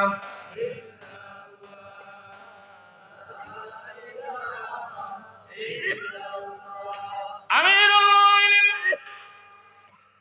মৃত ব্যক্তিকে পরিচয় জানতে চাইলেন, তোমার কি পরিচয়, কোথায় তোমার ঘর ছিল? মৃত ব্যক্তি কয়, আমিরুল মুমিনিন, আমার নাম হচ্ছে আব্দুর রহমান। হযরতে আলী বলল, তোমার কোন জায়গায় বাড়ি ছিল? এইবার মৃত ব্যক্তি বাড়ির ঠিকানা যখন বলে দিলেন, আলী চিনে ফেলেছে। বলে, সে আব্দুর রহমান তুমি? বলে, জি আমিরুল মুমিনিন। এইবার মৃত ব্যক্তি আব্দুর রহমান আমিরুল মুমিনিনকে ডেকে বলে, আমিরুল মুমিনিন, আমার সংবাদটা আমি একটু পরে বলি, আগে আমার কয়েকটা প্রশ্নের জবাব আপনি দিবেন নাকি? আমিরুল মুমিনিন কয়, কি তোমার প্রশ্নের জবাব তুমি বলো। এবার আব্দুর রহমান কয়, আমিরুল মুমিনিন, আমি যে একটা ঘর করে এসেছিলাম, একটা গেট করেছিলাম ঘরের সামনে, তার নাম দিয়েছিলাম আমি আব্দুর রহমান ভিলা। দিন আমরা গেটের ভিতরে আব্দুর রহমান ভিলা। এই গেটটা আমি ইন্তেকালের পর এখনো আছে নাকি? আমিরুল মুমিনিন বললেন, আব্দুর রহমান গো শোনো, তোমার ইন্তেকালের 1 মাস পরে তোমার 3টি ছেলে 3টি গেট বানায়া তোমার নাম মুছে ফেলেছে। আব্দুর রহমান নামে কোনো ভিলার নাই। আমিরুল মুমিনিন, আমি যে এত সম্পদ রেখে এসেছিলাম, এই সম্পদগুলি ঠিক আছে কিনা না আমার ছেলেরা নষ্ট করে ফেলেছে? আমিরুল মুমিনিন বললেন, ও মৃত ব্যক্তি আব্দুর রহমান শোনো, কোন দলিলের ভিতরে পৃথিবীতে আর তোমার কোনো নাম নাই। তোমার সব সম্পত্তি এখন 3 সন্তানের নামে দলিল হয়ে গেছে, তোমার নাম দলিল থেকে মুছে গেছে। আব্দুর রহমান কয়, আমিরুল মুমিনিন আমার বিবি। আমিরুল মুমিনিন কয়, আব্দুর রহমান গো, তোমার ইন্তেকালের পরে 3 মাস পর্যন্ত তোমার বিবি ছিল, 3 মাস পরে অন্যের বিবি হয়ে গেছে। এই আর আব্দুর রহমান কবরের ভিতরে একটা চিৎকার মেরে আমিরুল মুমিনিনকে বললেন, আমিরুল মুমিনিন গো, আমি এই সংসারের জন্য, জায়গা জমির জন্য, বিবির জন্য সব বিসর্জন দিয়েছি, আল্লাহর কোনো কাজ আমি করতে পারি নাই, কবরের কোনো কাজ আমি করতে পারি নাই। আমি নাফরমানি করেছি, অন্যায়ভাবে সম্পদ গ্রাস করেছি, সেই জন্য কবরে আসার সাথে সাথে আমাকে আগুনের পোশাক লাগাই দেওয়া হয়েছে। কবরটা আমার জাহান্নামের আগুন হয়ে গেছে, বিষাক্ত বিষাক্ত সাপ বিচ্ছু আল্লাহ আমাকে দিয়েছে। কি করলেন? বোনের সম্পদটা যে দিলেন না, এখনো ঘুরে আপনার কাছে। ছেলে মেয়ের সম্পদ কমে যাবো, এই জন্যই তো দেন না নাকি? দিতে তো আপনার হবেই। এর খেসারত লক্ষ লক্ষ বছর দিতে হবে কবরে। আখেরাতে তো জাহান্নাম অবধারিত। ফুফু যে সম্পদ পাইতো, দেন নাই, নিজেই গ্রাস করছেন। কার জন্য? এই বিল্ডিং সম্পদ কি কবরে নিয়ে যাইবেন? নিতে পারবেন কিছু? খালি 500-700 টাকার এই সাদা কাপড়, এই ছাড়া আর কিছু? কার জন্য এই অন্যায় করি, জুলুম করি, নির্যাতন করি, হারাম ভক্ষণ করি? কার জন্য? আহারে,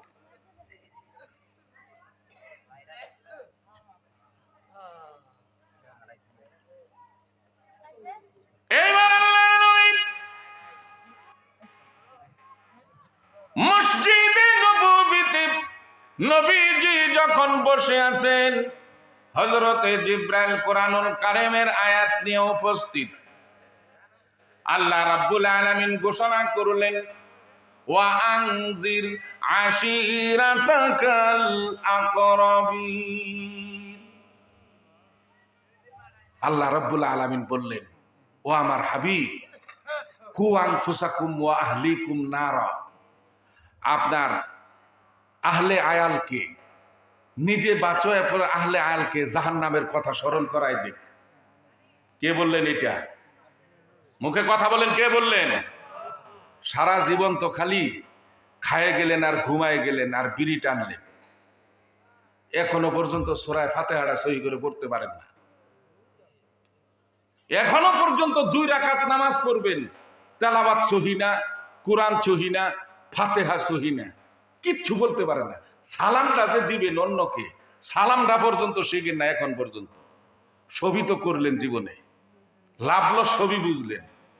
কখন ক্ষেতের ভিতর বিষ দিতে হবে তাহলে পোকায় নষ্ট করতে পারবে না, কখন কেউ কথা বলেন না, কখন আপনার সার দিতে হবে, কখন লিরাইতে হবে, এইটা সব বুঝলেন। ডায়াবেটিস খাওয়ার আগে কত, পরে কত, মেশিন পর্যন্ত কিনে ফেলাইছেন মাপার জন্য। আপনি যে সূরা ইখলাসটা পড়তে পারেন না, কারণও গিয়ে বলছেন যে হুজুর দেখেন তো একটু ঠিক আছে কিনা, না ভুল? কোনদিন বলছেন কি মসজিদের ইমাম সাহেবের কাছে, হুজুরের কাছে? বলেন নাই। ওইটা দিয়ে চালাই যাইতেছেন 70 বছর আগে নোয়াখালী হুজুরের কাছে যা শিখছিলেন। কি জবাব দিবেন কবরের ভিতরে?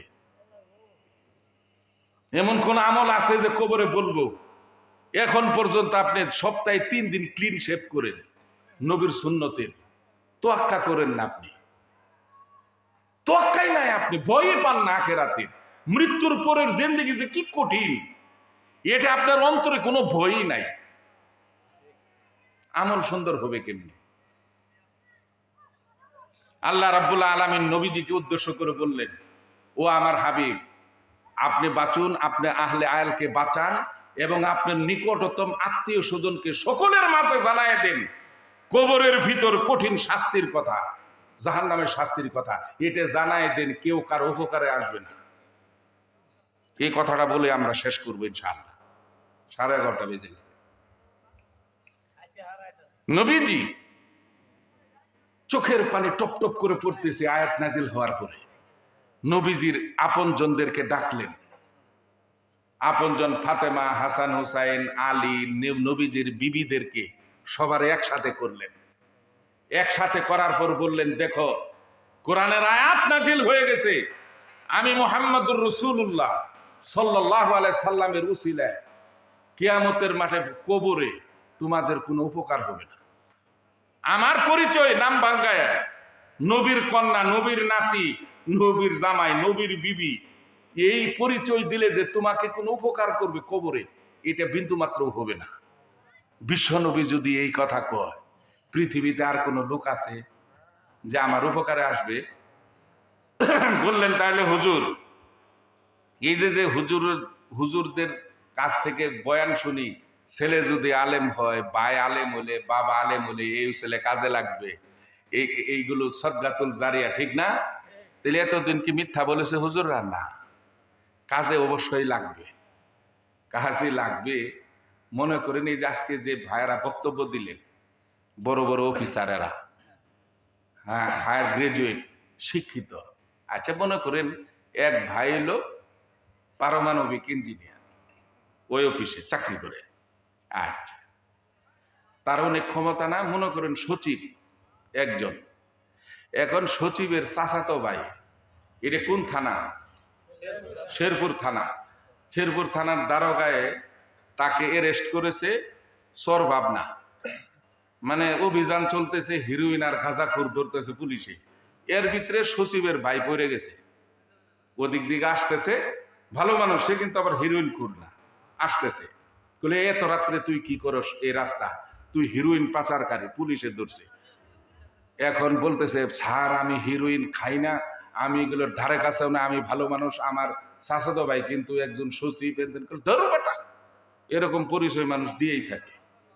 রাত্রে ধরে নিছে পুলিশে, পইরে নিয়ে রিমান্ডে ঢুকাইছে রুমে, ইচ্ছা মতন পিটাইছে, ক তোর সাথে আর কে আছে, ঠিক না?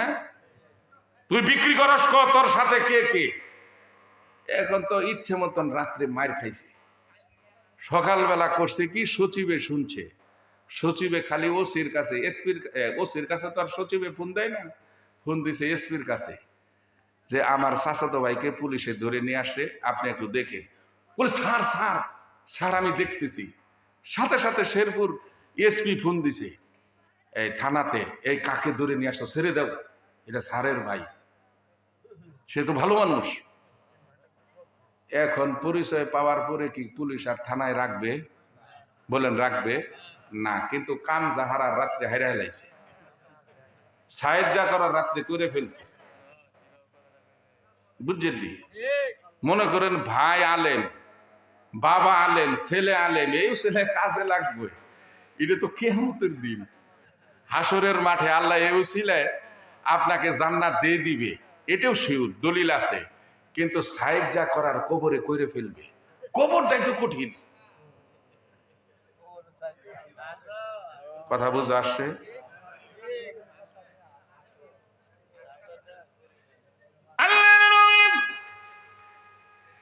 হাসান, হোসেন, ফাতেমা, আলী বিবিদেরকে বললেন, আমি মুহাম্মদুর রাসূলুল্লাহ সাল্লাল্লাহু আলাইহি সাল্লামের উসিলায় কবরে তোমার কোনো ছাড় পাবে না। তখনই নবীজির বিবি এবং আপনজন কান্নাকাটি শুরু করলো। এই কথার রেফারেন্সে মা ফাতেমা, নবীজির ইন্তেকালের 6 মাস পরে মা ফাতেমা ইন্তেকাল করে মা ফাতেমা ইন্তেকালের পূর্ব মুহূর্তে হযরতে আলীকে ডেকে বলে, স্বামী গো, যদি কোনো বেয়াদবি করে থাকি আমাকে ক্ষমা করে দিয়েন। আর হযরতে আলী বুঝতে পারলেন, হযরতে আলী চোখের পানি আর ধরে রাখতে পারলেন না, ফাতেমা বুঝি আমাকে ছেড়ে চলে যাবে।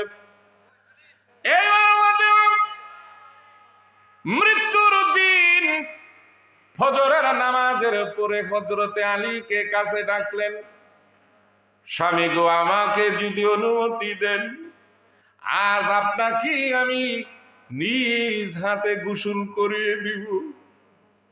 হযরতে আলী ফাতেমাকে ডেকে বলে, ফাতেমা গো, আজ কি হয়েছে তোমার?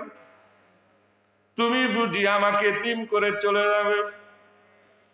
ফাতেমা নিজ হাতে আলীকে গোসল করাই দিলেন, জৈতুনের তেল মাখিয়ে দিলেন, আর হাত জোর করে বলে, আমি যদি আপনাকে কোনো কষ্ট দিয়ে তাকে হক নষ্ট করে থাকি, আমাকে আল্লাহর হস্তে ক্ষমা করে দেন। এইবার আলী ডেকে বলে, ফাতেমা গো, তোমার প্রতি আমি সন্তুষ্ট, তুমি কোনোদিন তো আমাকে কষ্ট দাও নাই, কোনোদিন তো তুমি আমাকে বলো নাই ভালো একটা শাড়ি কিনে দিতে, এবং কোনোদিন তোমাকে একটা গহনাও দিতে পারি নাই। শুধু তাই না, কোনোদিন তোমাকে আমি উদর ভর্তি খেতে দিতে পারি নাই, তবুও তুমি আমাকে কোনো কষ্ট দাও নাই। এবার হযরতে আলী বলল, ফাতেমা তুমি আমাকে ক্ষমা করে দিও, আমি তোমার হক আদায় করতে পুরোপুরি পারি নাই। এবার ফাতেমা বলল, আমি আপনার প্রতি সন্তুষ্ট। হাসান হুসাইনকে ফাতেমা গোসল করায় তেল মালিশ করে দিলেন। কাটা কবুতরের মতো ছটফট করতেছে হাসান হুসাইন, ছোট বাচ্চা, কান্নাকাটি করতেছে। মা ফাতেমা সন্তান আর স্বামীর কাছ থেকে বিদায় নিয়ে হুজুরাখানা, যেখানে নামাজ আদায় করতেন, রুমের ভিতরে আসরের নামাজের পরে ফাতেমা ঢুকে পড়ল।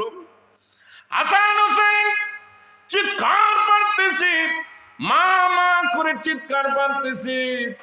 আলী চোখের পানি ফেলে ফাতেমার জন্য কান্নাকাটি করতেছে। ফাতেমা আসরের পরে রুমের ভিতর ঢুকে পড়ল, মাগরিবের নামাজ আদায় করলেন। মাগরিবের নামাজের পরে মা ফাতেমা দুনিয়া থেকে বিদায় নিলে।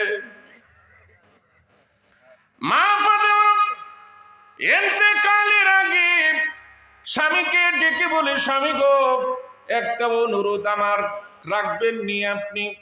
হযরতে আলী কয়, তুমি কি বলতে চাও বলো। এইবার ফাতেমা ডেকে বলে, স্বামী গো, আমি আমার বাবার জবান থেকে আমি শুনেছি কবরের ভেতরে কারো সিলাই কিছু হবে না, আমার ভয় হয়। আমি তো জীবন ভর পর্দায় ছিলাম, আমাকে কেউ দেখে নাই। ও আমি যদি দিনের বেলা মৃত্যু বরণ করি, আমাকে দিনে জানাজা পড়াবেন না, আমাকে রাত্রের বেলায় জানাজা করবেন, আর বেশি মানুষকেও আপনি খবর দিবেন না।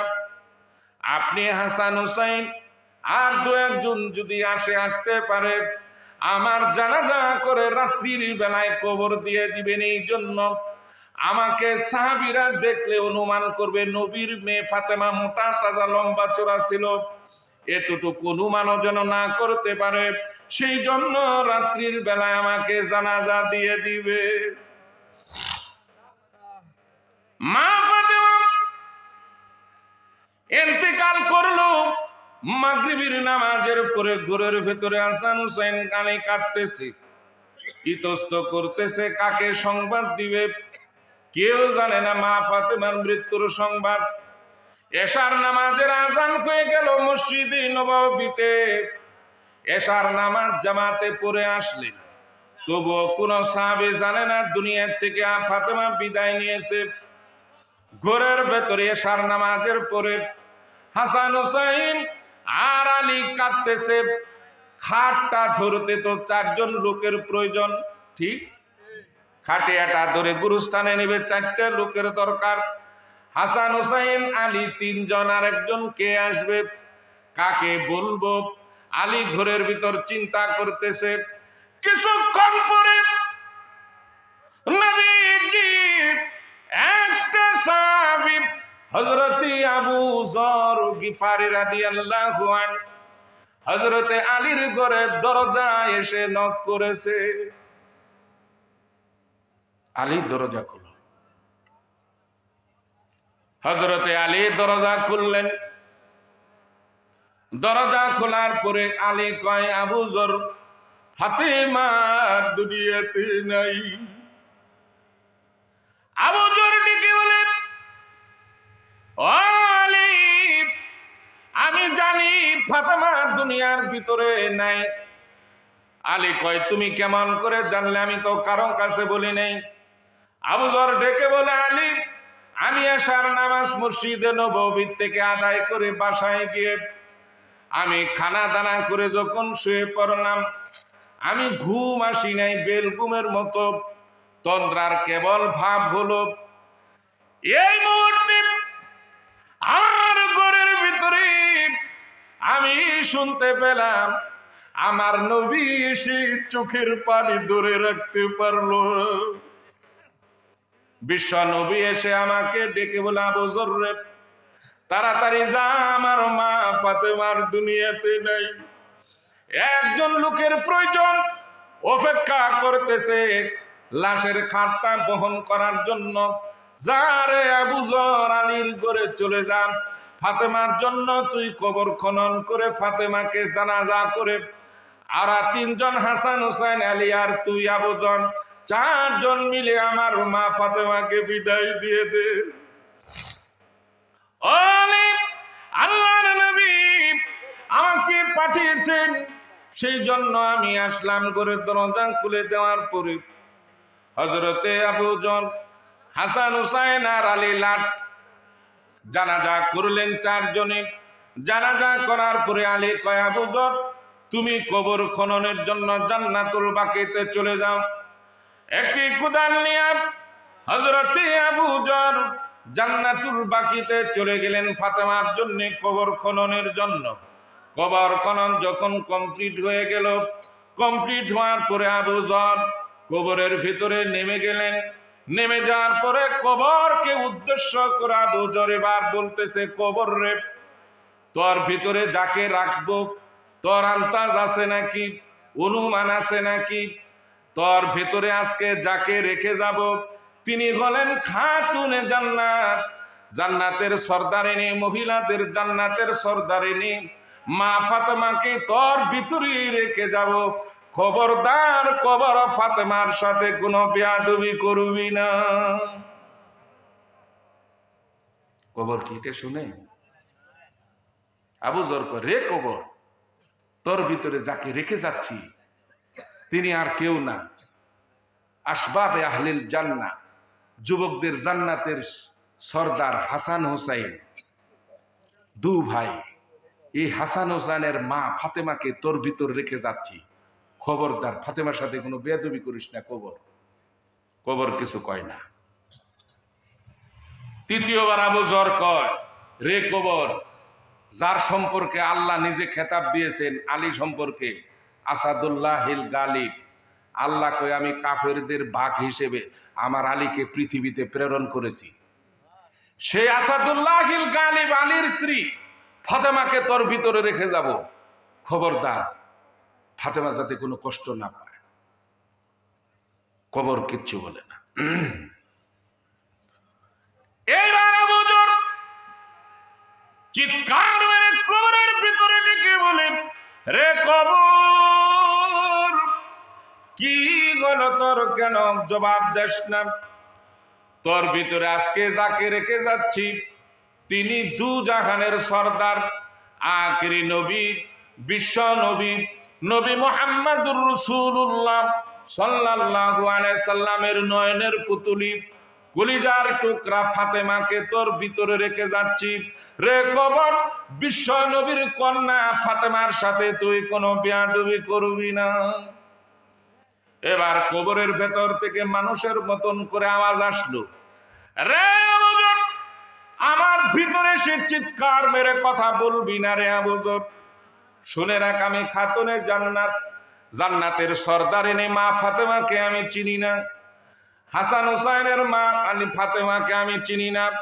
আসাদুল্লাহিল গালিব আলীর স্ত্রী ফাতেমাকে আমি চিনি না। স্বয়ং জেনে রাখ আবু যর, আমি বিশ্ব নবীর নয়নের প্রতি কলিজার টুকরা ফাতেমাকে আমি চিনি না। আবু যর শুনে রাখ, আমল যদি ভালো হয়, সে একটা দিন মজুর হোক আর নবী হোক, যেই হোক, আমল যদি ভালো হয়, আমি জান্নাতের বিছানা তার কবরের ভিতরে বিছায়া দিব।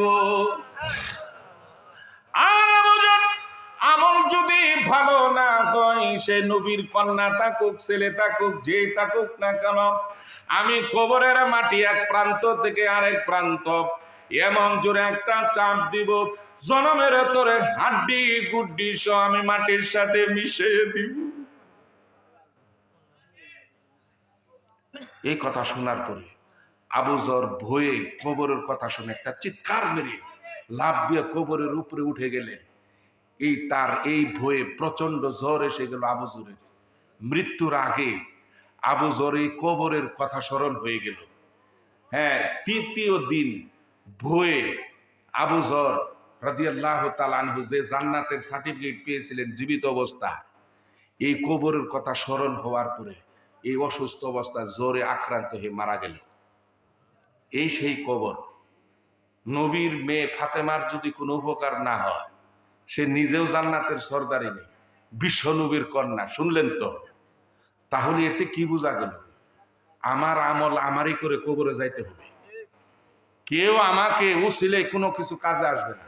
আপনি যদি মৃত্যুর সময় কালেমা পড়তে পড়তে জীবনটা যায় আপনার কেউ জানাজা করুক আর দোয়া করুক না করুক, কিচ্ছু যায় আসে না, আপনি জান্নাতি। সেই জন্য কবরের সামান হলো, আজ থেকে প্রতিজ্ঞা করব, আজ থেকে মিথ্যা বলবো না। কে রাজি আছে হাত তুলি? রাজি সবাই? আজ থেকে ফরজ নামাজ, ফরজ রোজা মৃত্যু পর্যন্ত আর ছেড়ে দিব না। কে কে রাজি? রাজি সবাই? কোরআন তেলাওয়াত করব এবং হালাল রুজি রোজগার করব। এতগুলি একসাথে বললে আবার পারবেন না।